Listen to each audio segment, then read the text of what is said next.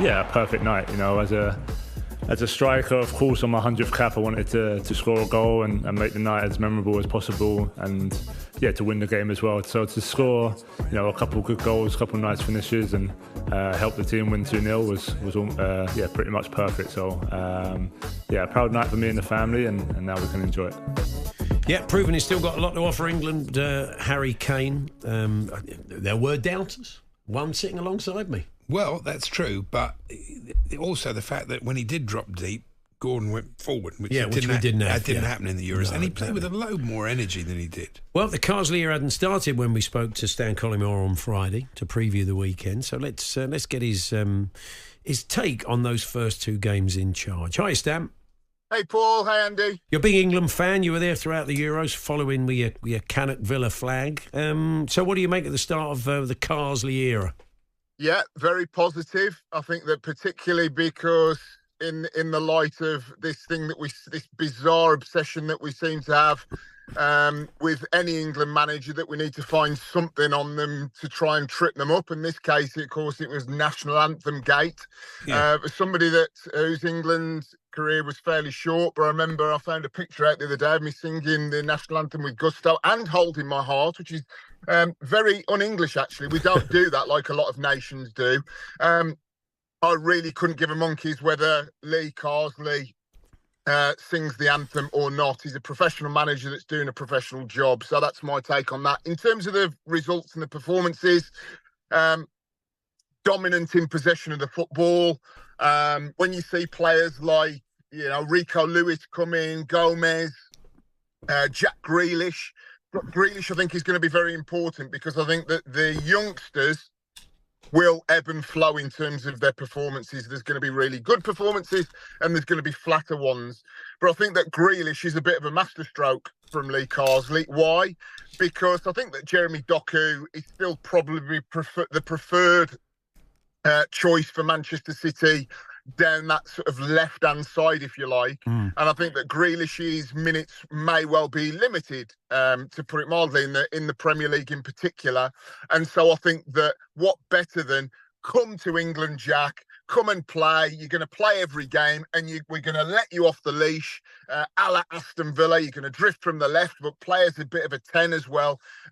Is that I think that overall possession stats over both games, now both Finland and Ireland, are very poor. Category C, I would put them in. If Brazil, Germany, Italy, England, France are A, I would put both the Republic of Ireland and Finland in the C category. But you can only beat the teams in front of you. And I would remind anybody that's not a fervent England fan to look back at our Nations League history, apart from that tournament in Portugal where we came third, is that it's been very, very disappointing. And only about 2 years ago, we lost 4-0 at Molineux against Hungary in this tournament. So 2 wins, 2 very good performances, lots of possession, lots of youngsters blooded.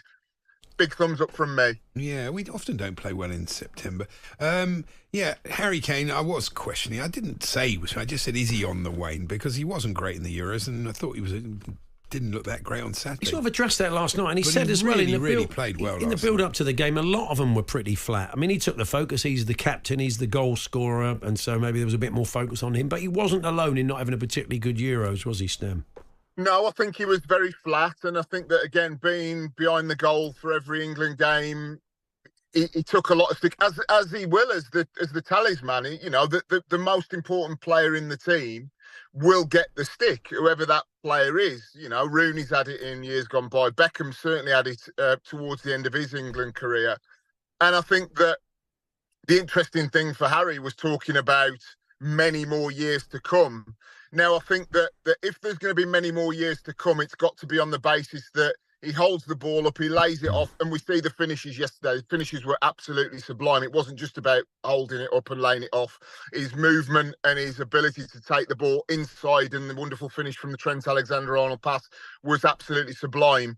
But I think that Andy hit the point that particularly the likes of Gordon, Saka, any of the players with pace, Grealish, in the years to come, and other players that may well be uncapped, if he's genuinely thinking about another 6 or 7 years as an England international, there's no reason why he shouldn't be, unless we find somebody else that's equally as proficient at the top level, is that players have to run in behind him, because the deeper he comes, particularly against A-quality opposition that are going to press ever high, that are going to defend higher up towards the halfway line, is that you've got to have a threat. And that threat, certainly in my own career, players do not like players that run at them, whether statically or with the ball. So I've no problem with Harry Kane saying, look, I may well go on and be the record caps holder, beat Peter Shilton's 120-odd record.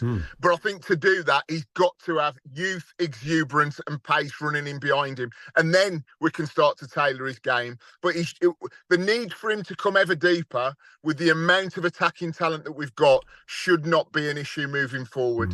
What about going the other way, Stan? They did get us a couple of times. Better balls into Timu Pukki. We could have been in trouble when they were running at us.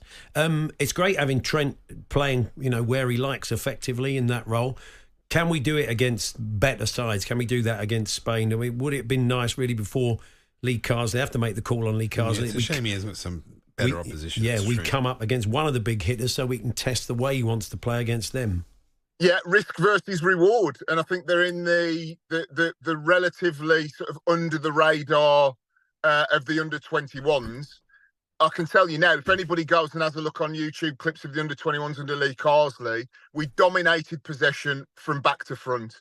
Goalkeeper plays it out, plays it through the lines, which is very much in vogue now, gets into a position to create chances and put a stranglehold on teams with possession. So it's really, really important that England under Lee Carsley, whether it be against Finland or whether it be against France, dominate possession of the ball. So the statistics that came out of the 2 games against Ireland and Finland were very good in that regard. At times they went up to 80-odd%. He knows that, because if we give the ball away midway through our half, if we give the ball away on the halfway line against the likes of Mbappe, Vinicius Junior for Brazil, etc., we're going to get punished. But the answer is in the question: do we want to play on the front foot attacking football and take risks? Because that was one of the biggest arguments from England fans over the last 10 years. We're boring. We're boring. Look at other nations. Look at the way that Turkey, look at the way that Georgia played at the Euros. They went for it. If we're going to go for it, at times the back door is going to be open and it's going to leave, an Ezri Konsa, a John Stones, a Rico Lewis, Alexander-Arnold, Harry Maguire. It doesn't matter. Exposed at times. The answer to that question is, if you have the vast majority of the football and create the vast majority of momentum with the football, you're going to win more games than you lose. And I think if you look at the very highest level of club or international football, we only have to look up the road at the M6 at Manchester City. Their first remit was, if we dominate the football, the opposition don't have it. And if we dominate the football enough, we're going to be comfortable enough to create chances and get 2 or 3 or 4 goals up. I'm not suggesting that that's what Lee Carsley will do with England, but that's certainly the blueprint that he wants to take forward as an England head coach. Paul Hawksbee and Andy Jacobs, Monday to Friday afternoons 1 till 4 on AM, on DAB, via the talkSPORT app and on your smart speaker. talkSPORT.